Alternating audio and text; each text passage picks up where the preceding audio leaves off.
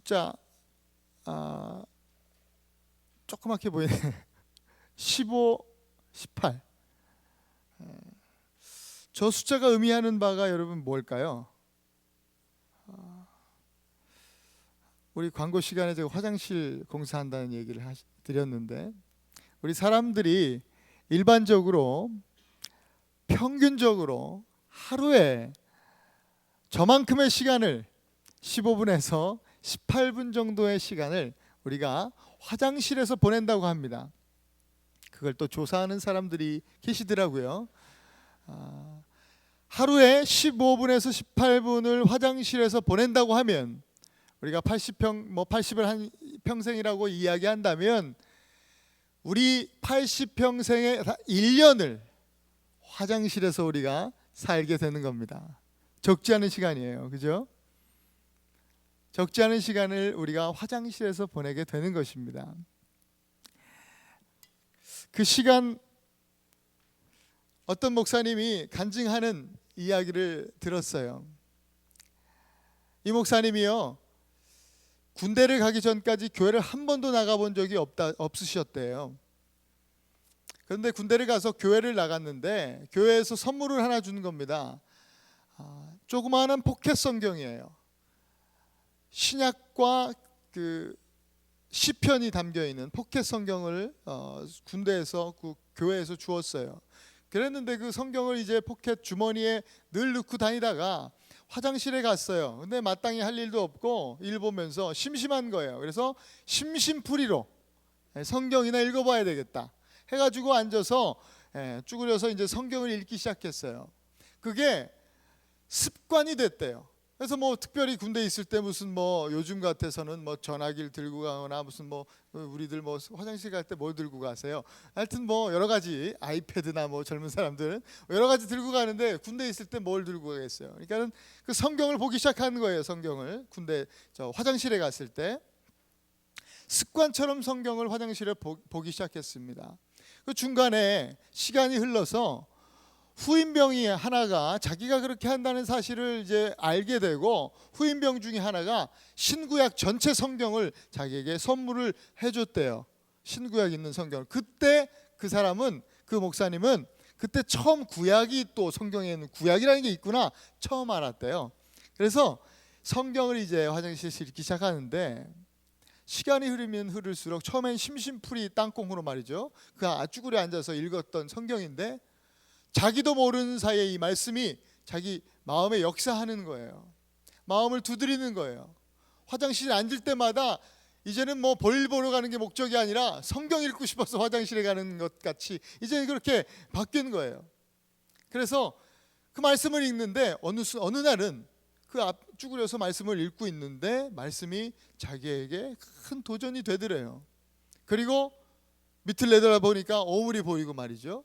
그 오물이 보이는데 그 오물보다도, 그 분뇨보다도 자기가 더 더럽게 느껴지더랍니다. 야, 이렇게 더러운, 이 더러운 오물보다도 더 더러운 이 추한 나를 위해서 예수님이 오셨구나. 그래서 쭈그려 앉아서 하나님 앞에 자기의 더러움을 회개하고, 주님 감사합니다. 거기 쭈그려 앉아가지고 이 주님을 만난 거예요. 그 쭈그려 앉아서 하나님을 예배하기 시작하는 거예요. 주님을 경험해요. 그렇게 믿은 예수님, 이제 제대하고 나가서 이분이 신학교에 들어갔다는 거예요. 그리고 나서 목사가 되었다라는 간증을 지난주에 제가 듣게 되었습니다. 여러분, 화장실도 예외 없이 은혜의 자리가 될 수 있습니다. 화장실도 예외 없이 예배의 자리가 될 수 있습니다. 지난주 우리 부서장 회의를 하는데 화장실 공사 이야기를 하고 어떤 분이 그래요. 한 번 들어가면 안 나오고 싶을 정도로 그렇게 화장실을 예쁘게 고쳤으면 좋겠다. 예전에는 화장실, 저 어렸을 때 초등학교 다닐 때는 저희 집에도 화장실이 저 대문 옆에 붙어 있었습니다. 하여튼 잠자는 곳에서 최대한 멀리. 그래서 밤에 이렇게 화장실에 가고 싶으면 굉장히 가기가 꺼려지고 참 싫었어요. 근데 시간이 지나면서, 불과 몇십 년 전인데요, 시간이 지나면서 점점 화장실이 문화가 바뀌어지는 거예요.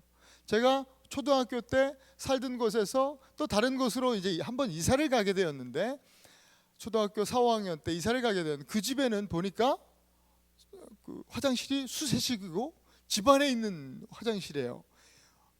너무 좋았죠. 집안에 화장실이 있어요. 그리고 더 이제 시간이 흘러서 제가 미국에 왔는데, 캘리포니아에 이제 미국에 처음 도착했는데, 제가 도착한 그 집에는요, 이건 뭐 집 안에 있는 것뿐만 아니라 침실에 이게 화장실이 있는 거예요. 점점 화장실이 우리 일상생활에 더 깊이 들어오는 거죠. 침실에 더 가깝게 아주 화장실이. 아마 여러분 집에도 댁에도 아마 그렇게 화장실이 있을 거예요. 화장실은 어쩌면 우리 삶에, 우리 인생에 정말 일상이에요. 그렇게 이야기할 수 있을 것 같아요. 어떤 사람이요, 어떤 분이 우연히 화장실에 갔는데, 공중 화장실에서 또 성경책 조각을 발견한 거예요. 찢어진 성경책 조각을. 그걸 보면서 보통 이제 그리스도인들은, 아니 어떤 인간이 말이지 성경책을, 이렇게 거룩한 성경책을 이렇게 화장실에 찢어서 버려놨나, 이거 뭐 막 화를 내고 좀 이렇게 마음이 편치 않았을 텐데, 이분이 아마 은혜가 충만했던 모양이에요. 이분이 또 묵화를 그리시는 분이었어요. 그래서 분노하고 욕하기보다도 그 가운데 예수님을 생각하게 된 거예요. 그림, 이분이 그린 묵화가 이런 묵화예요. 그래서 여기다가 이제 글을 써놨어요. 이분이 여기 글씨가 좀 잘 보시기 힘드실 텐데, 무슨 얘기가 있냐면, 이 글이요, 옛날에 어디서 보니까 성서가 밑집게가 되어 있더군. 역시 예수님이 사람 살리더군. 예수님이 역시 사람 살려주시는구나. 이렇게 화장실에서 자기가 어떤 경험한 그런 일들을 생각하면서 아주 그렇게 해학적으로 이렇게 풀어서 이렇게 묵화를 그린 모습을 제가 보았습니다. 여러분, 우리 예수님은요, 우리의 일상 속에 오신 분이에요. 전혀 우리 먼 곳에, 어딘가 정말 높은 곳에, 다른 곳에, 뭔가 우리가 생각하는 우리와는 좀 차원이 다른 거룩한 곳에 계시는 분이 아니라, 우리 하나님, 우리 예수님이신, 하나님이신 예수님은 우리의 일상 속에 임하신 하나님이심을 믿습니다. 오늘 본문에도 우리의 일상 속에 임하신 예수님을 보게 됩니다. 사마리아 여인이라고 하는 이 한 여자의 일상 속에 임하시고 만나주신 예수님을 우리가 본문을 통해서 보게 됩니다. 그분은 오늘 지금도 이 자리에, 이곳에 오셔서 우리의 일상을, 우리의 삶을 만나주시고 또 우리를 붙들고 계시는 하나님이신 줄 믿습니다. 오늘 사마리아 여인이 예수님 만났듯이 여러분들, 또 저와 여러분들, 우리 모두가 오늘 예배 가운데 함께 하신 우리 예수님을 꼭 만나실 수 있기를 축복합니다. 이제 그림은 그만 비춰주셔도 되겠습니다. 다 그림만 보시고 저를 안 보셔서. 여러분, 예수님이요, 오늘 본문에 보시면 사마리아로 통과해서 가야 되겠다. 유대를 떠나서 갈릴리로 가실 때에 사마리아를 지나가야 되겠다, 제자들에게 이야기하시고 사마리아를 지나가십니다. 왜 굳이 이야기를 하셨냐면, 당시 유대인들은 사마리아로 지나가는 것을 꺼려했습니다. 기뻐하지 않았습니다. 아니, 기뻐하지 않은 정도가 아니라 아주 싫어했고 경멸했어요. 그래서 굳이 사마리아를 통과하지 않고 늘 다른 길로, 육로로 먼 길로 돌아가고, 어떤 사람들은 아예 뱃길로 이렇게 돌아서 가는 그런 상황 속에 있었어요. 왜냐하면 이 사마리아라고 하는 지역은요, 그 이스라엘이 이제 솔로몬 시대 이후에 둘로 쪼개지거든요. 한국처럼 북한 남한 하는 것처럼 북쪽 이스라엘, 남쪽 유다로 이렇게 두 개로 갈라집니다. 그 가운데 북이스라엘의 아주 중심 도시였던 곳이에요, 사마리아는. 이 사마리아가요, BC 722년경에 아수르에 의해서 점령을 당하게 됩니다. 그때 이 아수르 사람들이 사마리아인, 그 사마리아 지방에 사는 그 이스라엘 사람들에게 했던 정책이요, 혼혈 정책이었습니다. 그 사람들의 순수 혈통을 흐려놓는 것이었어요. 그 이후로부터 이 사마리아 지역에 사는 그 많은 사람들이 피가 섞이게 되고 그로 인해서 그 주변에 수많은 그 순수 혈통을 지켜왔던 유대인들로부터 굉장히 비난을 받게 되고 멸시를 받게 됩니다. 인간 취급을 당하지 못하는 거예요. 그렇게 사마리아인들이 멸시를 당합니다.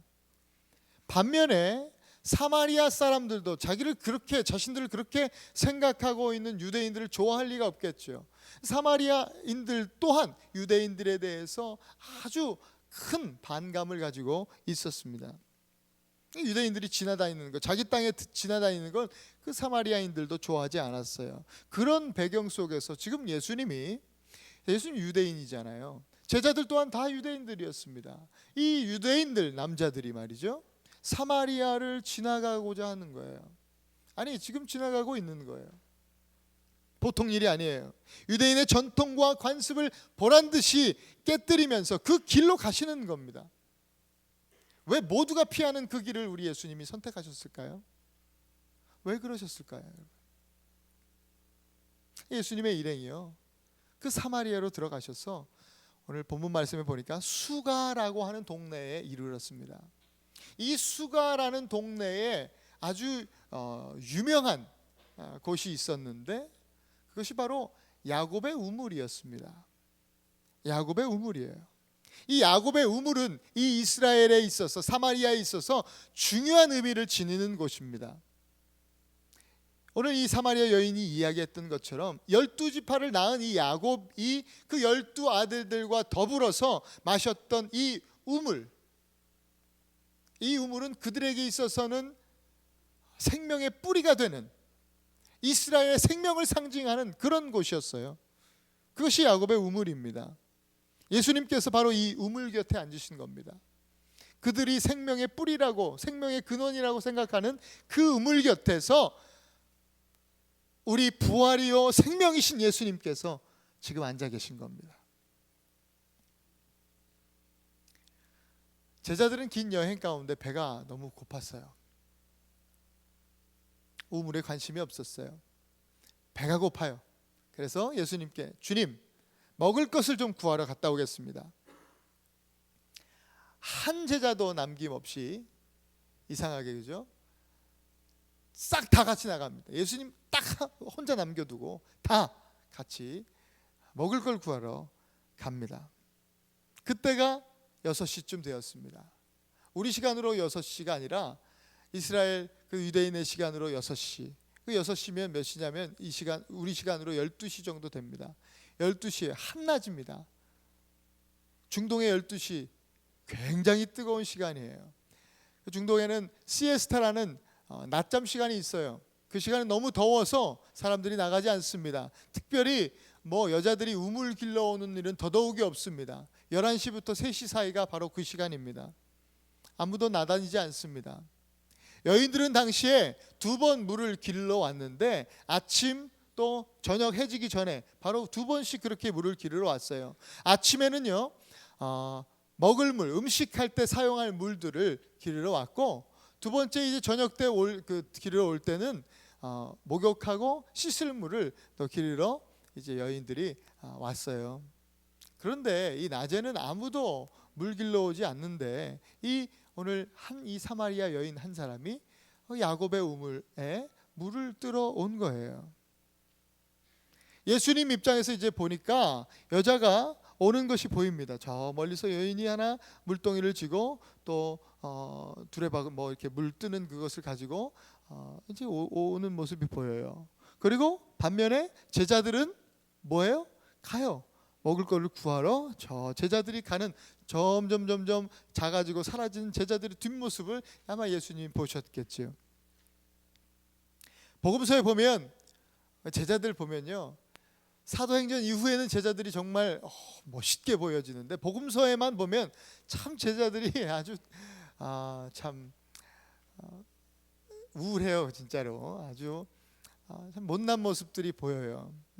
중요한 순간을 아주 잘 놓치는 그런 제자들의 모습을 볼 수 있는데 오늘 본문에도 그래요. 아주 이 중요한 순간을 놓치고 먹을 것을 구하러 육의 양식을 쫓아서 점점 사라지는 그 제자들의 뒷모습, 이거를 통해서 우리의 모습을 보지 않는가 생각이 들어요. 내 모습을 보게 되는 거예요. 우리의 모습을 보게 되는 겁니다. 생명의 뿌리를 상징하는 이 야곱의 우물을 찾아온 이 여인은 반면에 오늘 하루의 생명을 위해서 이 여자가 나왔습니다. 이 여인은요, 우울감, 또 절망감, 실패감, 좌절감 속에 빠져 있는 여인이었을 거예요. 아까도 말씀드렸지만 아무도 오지 않는 그 시간에 자기 사마리아 같은 여자들끼리도 아마 왕따 받고 그 여자들 가운데도 어울리지 못하는, 그 부인들 사이에서도 왕따 당하는 여인이었을 겁니다. 그러니까 이 여자가 이 시간에 나왔다는 거는요, 그 여자들, 다른 부인들과 다른 이웃들과 마주치기 싫다라는 것입니다. 동네 여자들의 조롱의 눈빛을 피하고 싶은 것이었습니다. 그래서 그 시간에 야곱의 우물을 찾은 거예요. 근데 이 여인이요, 사마리아 여자가 그렇게 마주치기 싫은 여자들보다도 더 싫은 사람들을 지금 오늘 만난 거예요. 물길로 오는데 갑자기 아무도 없어야 되는데 그날따라 남자들이 우르르 내려오네요. 야곱의 우물에서. 그것도 유대인들이에요. 너무 꼴보기도 싫은 유대인들 남자들이, 그것도 굶주린 남자들이 말이죠, 우르르 오는 거예요. 순간 아마 당황스럽고 두려운 마음도 있었을 겁니다. 여자는 보기 싫었을 거예요.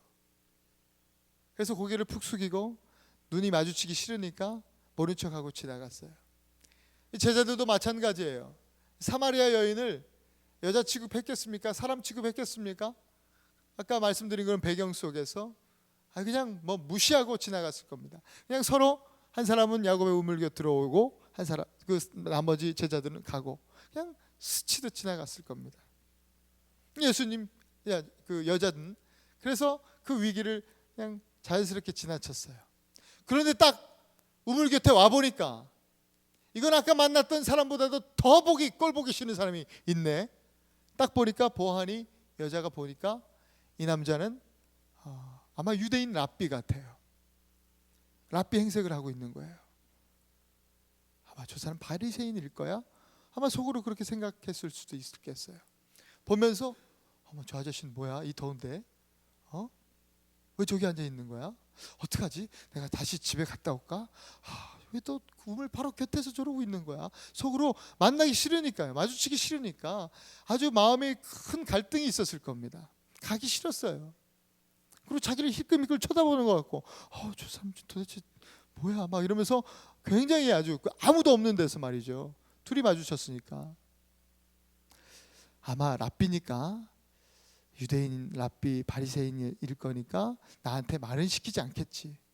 자기를 싫어하는 거 아니까. 사마리아 여자인 나에게 말은 안 시킬 거야. 그러니까 빨리 물 떠가지고 가야 되겠다. 아마 이런 생각을 하고 우물가에 가서 물을 기르고 있었습니다. 그런 생각을 하고 있는데 이 여자가 상상하지 못한 일이 벌어진 거예요. 갑자기 남자가, 옆에 있는 남자가 여보시오, 물 좀 주시오 라고 이야기를 했습니다. 여자가요, 물 뜨다 말도 전혀 상상하지 못한 일이 일어나니까 물 좀 주시오 하는 순간 깜짝 놀랐을 거야. 속으로 뭐 아마 이렇게 얘기는 하진 않았겠지만 속으로 깜짝이야 이렇게 얘기 아마 이렇게 했겠죠. 그러면서 깜짝 놀라서 아니 당신은 유대인 아닙니까? 유대인 선생이 왜 나한테 사마리아 여자인 나에게 물을 달라고 하시는 겁니까? 깜짝 놀랐네. 이러면서 얘기를 아마 했을지 않았겠습니까? 예수님이 바로 다시 말씀을 하십니다. 다시 예수님이 말씀을 하세요. 네가 만일 하나님의 선물과 너에게 물을 달라고 하는 내가 누구인지 알았다고 한다면 너는 오히려 나한테 물을 달라고 했을 것이고 나는 너에게 물을 주었을 것이다. 여러분 얘기를 한번 들어보세요. 이해가 되세요 이 말이? 여자 입장에서 한번 생각해 보시자고요. 어머, 이 아저씨 더위 잡수셨구나. 뭐 이 아저씨 진짜 제정신이야? 그러면서 하는 얘기예요. 그러면서 다시 묻고 있어요. 아저씨는 물 기른 통도 없잖아요. 아저씨는 물 기른 통도 없는데 어찌 나한테 물을 주시겠다는 그런 얘기예요. 어머, 진짜 이상해. 이 아저씨 가만 보니까 랍빈 줄 알았더니 약간 정신 나간 아저씨인가 봐. 막 이런 식으로 생각이 되어졌을 거예요. 나한테 말 걸 때부터 알아봤어. 아마 이렇게 생각을 하면서 이야기가 시작되지 않았을까라는 생각을 해보게 됩니다. 그러면서 이 여자가 이야기를 계속해 나가요. 아저씨, 이 우물은요, 우리 조상 야곱이 그때부터 자기 아들들과 자기의 어떤 그 모든 가축들에게 물을 공급했던 이 우물이에요. 그리고 지금까지 우리에게 물을 공급해주는, 우리에게 있어서는 생명의 뿌리고 근원이 되는 그런 곳이에요. 그런 물이에요. 그런데 아저씨가 이보다 더 좋은 생수를 내게 주신다 그러면 아저씨는 우리 조상 야곱보다 더 큰 분이라는 거예요? 이렇게 지금 이 여인이 질문하고 있지 않습니까? 새 번역이 아니라 제 번역으로 다시 번역한 거예요. 그렇게 지금 물어보고 있는 것입니다. 예수님은 이렇게 질문을 던지는 여인의 실제적인 갈증이, 그 여인의 목마름이 무엇인지를 벌써부터 알고 계셨어요. 여인은 물을 향한 목마름보다 그 여인이 갖고 있는 더 진하고 더 강렬하고 더 집요한 그 갈망을 꿰뚫어 보신 겁니다. 그래서 이 물을 먹는 자마다 다시 목마를 것이다 라고 말씀하신 거예요. 예수님은 그 여인 속에 아무리 마셔도 해결할 수 없는 영적 목마름을 발견하신 겁니다. 또한 아무리 남편을 갈아치워도 말이죠, 해결할 수 없는 그 육체적인 욕망, 아무리 많은 남편을 두고서도 그 남편들로부터 보상받지 못하는 그 물질적인 욕망, 세상을 향한 어떤 그런 욕망, 온갖 탐욕들, 그런 모습을, 그런 영적인, 그 육체적인 그런 어떤 세상적인 갈증들을 지금 보고 있는 것이에요. 아무리 그 채워놓고 또 채워도 다시 목마르게 되는 그 타는 듯한 갈증을 보신 겁니다. 또한 그로 인해서 발생되어진 여자의 삶 속에서, 일상 속에서 발생되어진 수많은 문제들로 또 괴로워하고 있는 여자를 보게 되는 것이죠. 사방이 꽉 막힌 삶이었습니다. 오늘 예수님은 이 사마리아 여인을 통해서 똑같은 목마름을 갖고 있는 저와 여러분들을 오늘 예배 가운데 보고 계십니다. 오늘 예배 가운데 예수님이 우리를 보고 계심을 저는 믿습니다. 전우좌우 사방팔방 꽉 막힌 삶 속에서 숨조차 쉬기 힘든 그런 상황 속에 있는 우리들을 지금 우리 예수님께서 보고 계시는 겁니다. 그리고 이 여인에게, 동시에 우리에게 우리 예수님이 오늘 말씀하십니다. 이 물을 먹는 자마다 다시 목마르려니와 내가 주는 물을 먹는 자는 영원히 목마르지 아니하리니 나의 주는 물은 그 속에서 영생하도록 솟아나는 샘물이 되리라. 할렐루야. 여인이 늘 마셔왔던 이 야곱의 우물은 먹어도 다시 목마르게 되는 전통의 우물이었고, 또 여인이 계속 먹어왔던 물질의 우물이었고, 또 쾌락의 우물이었으며 지식의 우물이었습니다. 여러분, 유학생활 만만치 않으시죠? 만만치 않습니다. 이민생활이요? 참 쉽지 않아요. 어렵습니다. 우리가 생각하기 또 상상하지 못한 그런 수많은 일들이 매일매일 삶 속에서 전쟁같이 일어납니다. 우리 진로 문제는 어때요? 내일을 알 수가 없어요. 답답합니다. 생각만 하면. 그죠? 보통 문제가 아니에요. 청년들 결혼 문제, 내가 결혼을 할 수 있을까?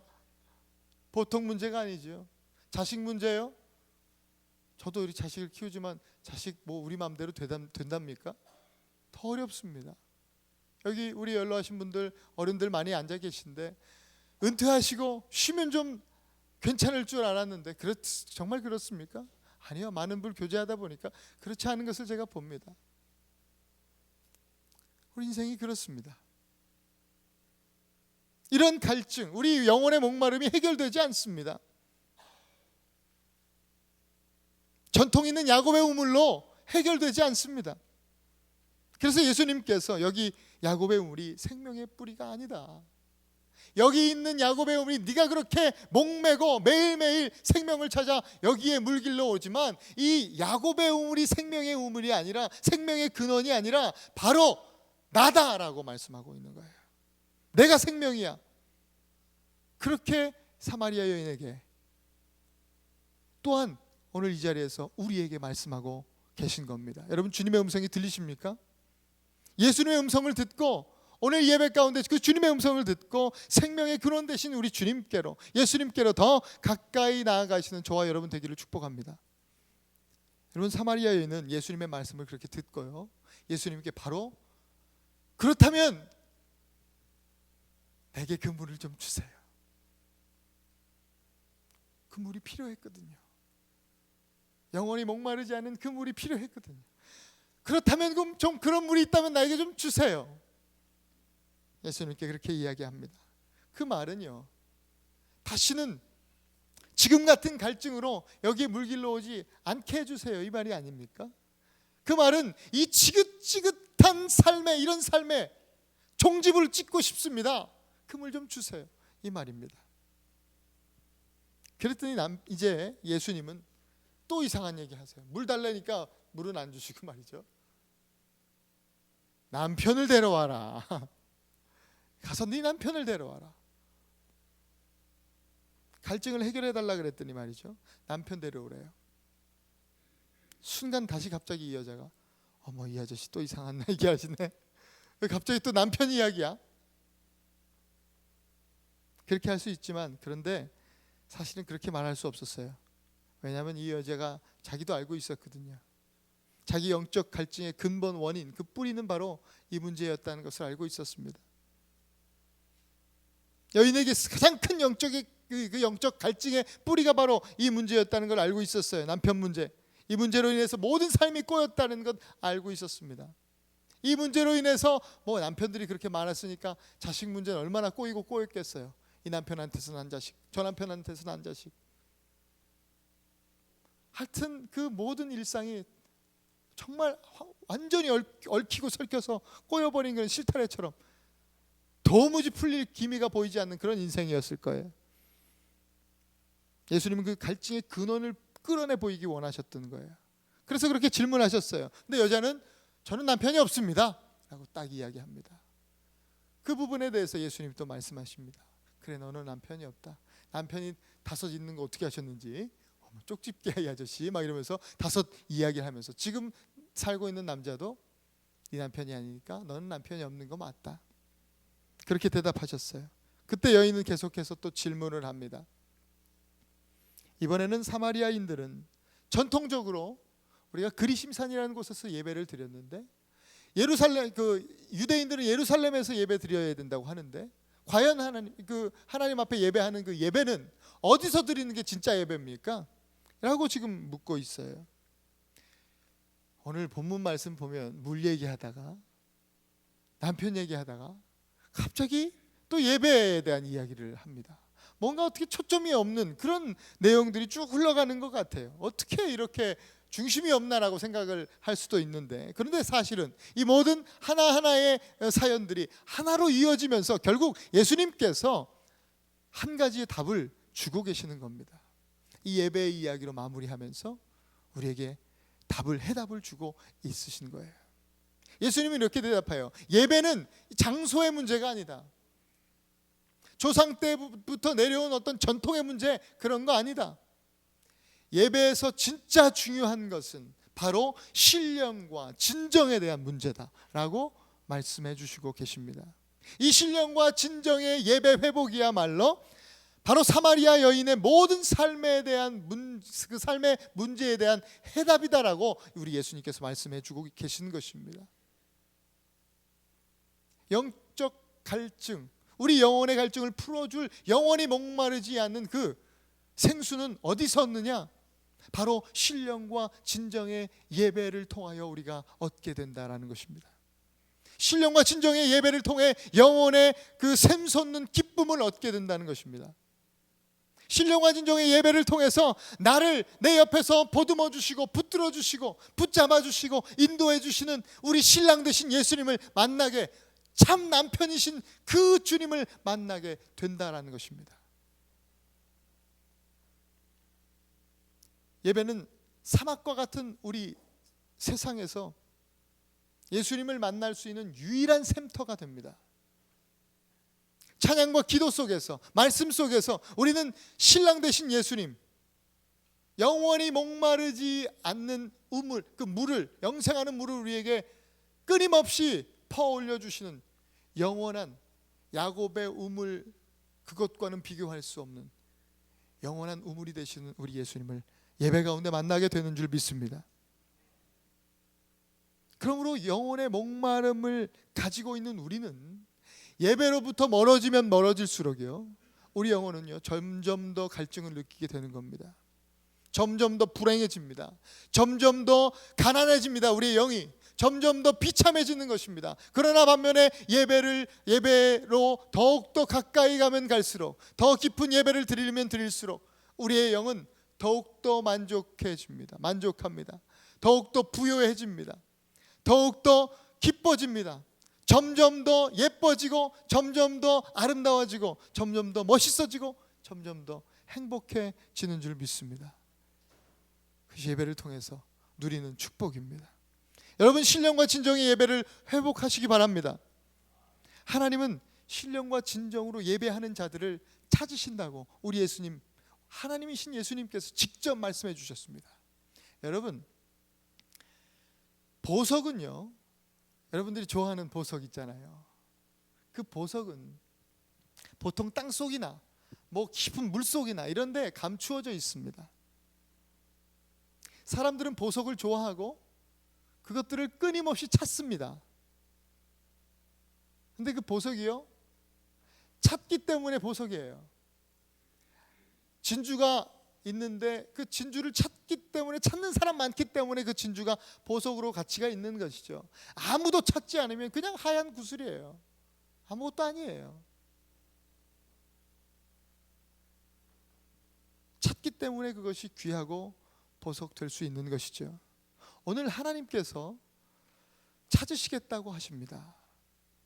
우리 하나님은요, 땅 속에 숨겨진 그 우리 이 땅 속에 온 세상에 숨겨진 보석들이 다 어디에 있는지 우리 하나님 아십니다. 어디 숨겨져 있는지 정확히 아세요. 아직도 인류 이 역사 이래 한 번도 발견된 적이 없는 제 머리통만한 다이아몬드가 어디 숨겨져 있는지 우리 하나님은 아세요. 근데 우리 하나님은 그런 보석들을 찾으려고 하지 않으세요. 관심이 없으세요. 하나님이 찾지 않으시면 그거는 아무것도 아니에요.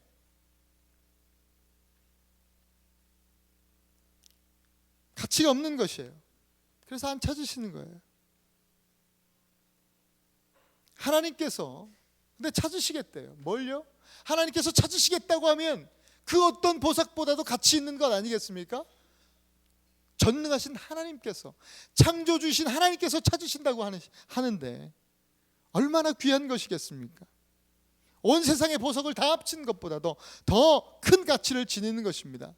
하나님께서 그렇게 존귀하게 여기시고 기뻐하시는 것이 바로 예배하는 자, 예배하는 사람이다. 오늘 성경은 말씀하고 있습니다. 신령과 진정으로 하나님 앞에 경배와 찬양을 드리는 그 한 사람의 예배자를 우리 하나님께서 오늘 찾고 계신다는 것입니다.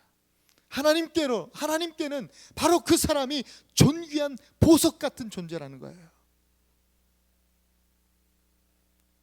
사마리아 여인은 오늘 이 예배의 비밀을 알게 되었습니다. 이 비밀을 알고 생명의 물 되신 예수님, 또 신랑 되신 예수님을 만나게 되는 것입니다.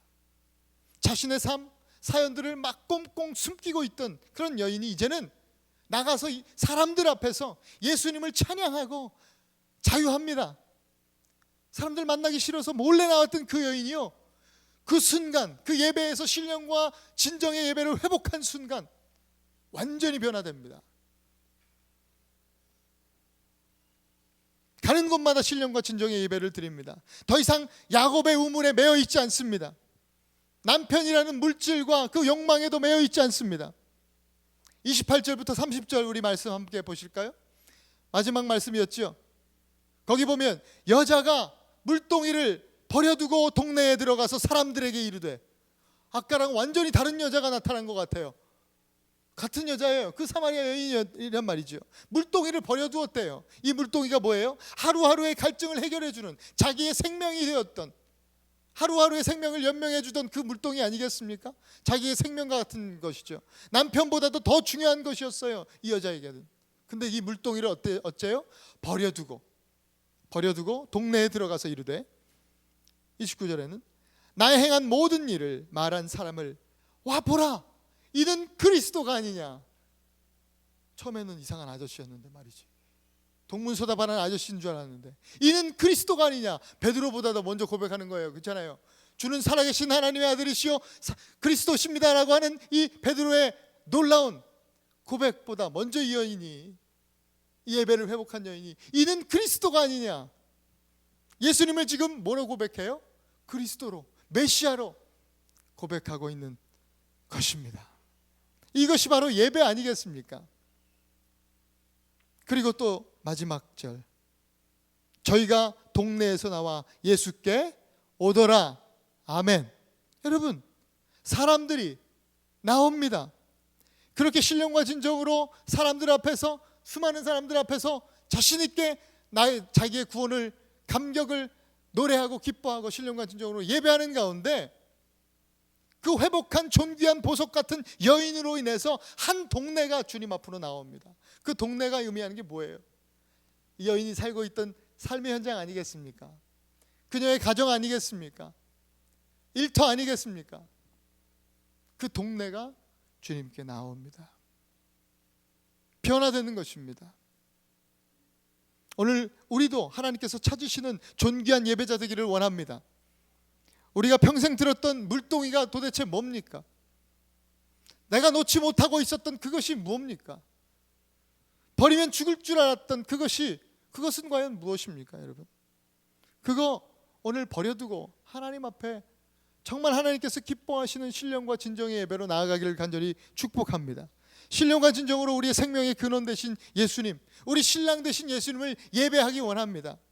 평생 한 번도 예배하면서 우리 하나님께 손을 들어본 적이 있다면 그 물동이 좀 내려놓고 우리 손을 들고 하나님 앞에 예배하기 원하는 것입니다. 그렇게 손을 드시기 바랍니다. 여러분, 성경에서 보면 하나님을 찬양할 때 손을 들어 주님을 찬양하라, 손을 들고 하나님을 경배하라, 영광, 하나님 앞에 영광을 올려드라. 손을 안 들고 예배하는 것이 성경에 보면 이상한 겁니다. 정말 가만히 서서 가만히 그냥 이러고 찬양하는 게 아마 성경에 우리 믿음의 선배들이 와서 봤을 때 참 이상하네, 여기는. 평생 한 번도 뜨거운 가슴으로 소리를 높여서 찬송해 본 적이 없으시다고 한다면 우리 주님을 향해 소리를 높여서 우리 주님을 그렇게 찬송했으면 좋겠습니다. 우리 같이 한번 찬양할까요? 하나님 앞에 예배합니다. 짧은 찬양이에요. 우리 잘 아는 찬양이라고 믿습니다. 여러분, 이 찬양할 때 제가 감히 여러분들에게 또 거룩한 도전을 드립니다. 한 번도 그렇게 예배해 본 적이 없으신 분들이 많은 것으로 압니다. 제가 압니다. 그러나 오늘 이 시간만큼은 다른 사람들 의식하지 마시고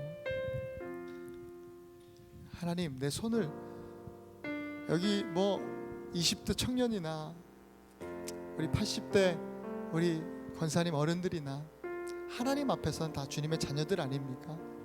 그렇다고 한다면 우리 사마리아 이 여인처럼 주님, 내 손을 주님께 높이 듭니다. 주님 찬양합니다. 예배합니다. 신령과 진정의 예배로 하나님 앞에 나아갑니다. 내 영혼의 갈망을 주님 만져주시고 나를 회복시켜 주시옵소서. 그렇게 하나님 앞에 손들고 찬양하기 원합니다. 완전하신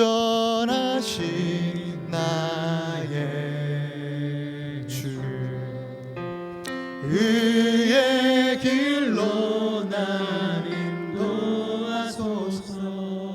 행하신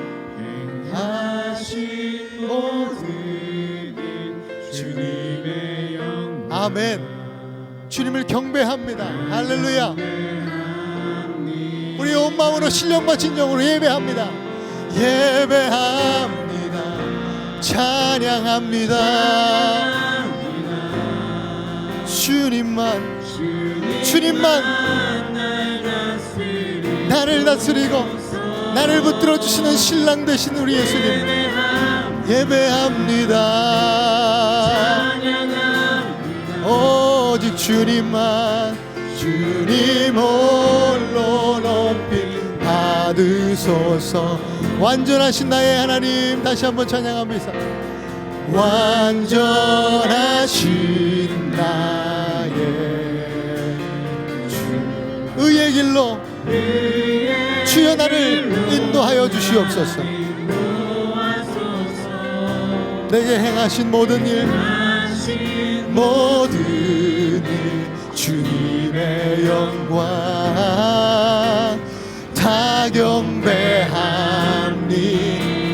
우리 두 손을 높이 들고 예배합니다. 주님 예배합니다. 아멘. 주님 찬양합니다. 주님만 날 다스리소서. 예배합니다. 찬양합니다. 주님 홀로 높임 받으시옵소서. 우리 시간 같이 한번 한 1, 2분 정도만 우리 같이 한번 기도하십시다. 말씀을 생각하면서 하나님 내 안에 우리 가정 안에 우리 삶의 현장 속에 예배가 회복될 수 있도록 하나님 함께 하시고 은혜를 허락하여 주옵소서. 날마다 신령과 진정의 예배로 하나님 앞에 나아가 매 일상 속에 주님을 예배하는 자리에 나아갈 수 있는 그 우리가 될 수 있도록, 그래서 하나님 그러한 변화된 나로 인하여 우리의 가정이 주께 돌아오고 우리의 삶의 현장 또 아버지 우리의 일터 아버지 하나님 또 우리가 만나는 모든 사람들이 주님께 나오는 놀라운 은혜가 역사가 일어날 수 있도록 주여 인도하여 주옵소서. 예배의 회복을 위해서 우리 같이 한번 기도하겠습니다. 하나님 그렇습니다. 아버지 하나님 우리가 오늘 이 시간에는 예배의 회복을 위하여 기도합니다. 주님 우리가 매일 개인적으로 드리는 예배가 있을 것이고 가정에서 드리는 예배가 있을 것이며 하나님 우리가 함께 이 교회로 모여서 우리 공회로 하나님 앞에 드리는 예배가 있습니다. 다 저마다의 특징은 있고 조금 다른 어떤 그런 포맷으로 예배하지만 그러나 그 중심은 똑같습니다. 때로는 우리가 잠잠히 아버지 때로는 우리가 소리를 높여 아버지 하나님 주님 앞에 나아갈 때에 아버지 하나님 그 모든 아버지 우리의 행위를 통하여 신령과 진정한 아버지 그런 아버지의 갈망으로 열정으로 그 신령과 진정의 모습을 가지고 주님 앞에 나아가 예배할 수 있는 우리들 될 수 있도록 하나님 인도하여 주옵소서.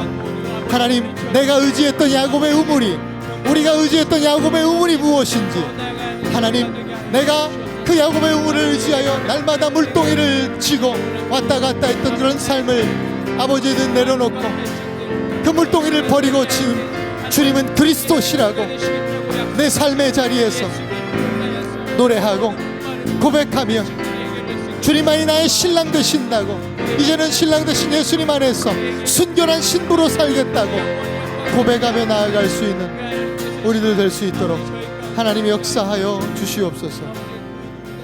좋으신 하나님 주님을 찬양합니다. 주님을 예배합니다.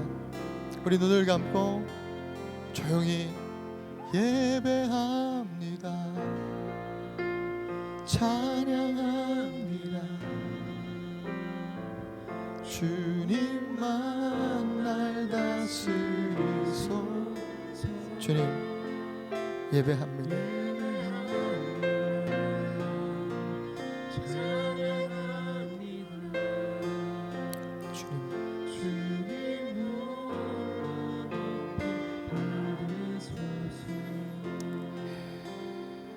주님 그렇습니다.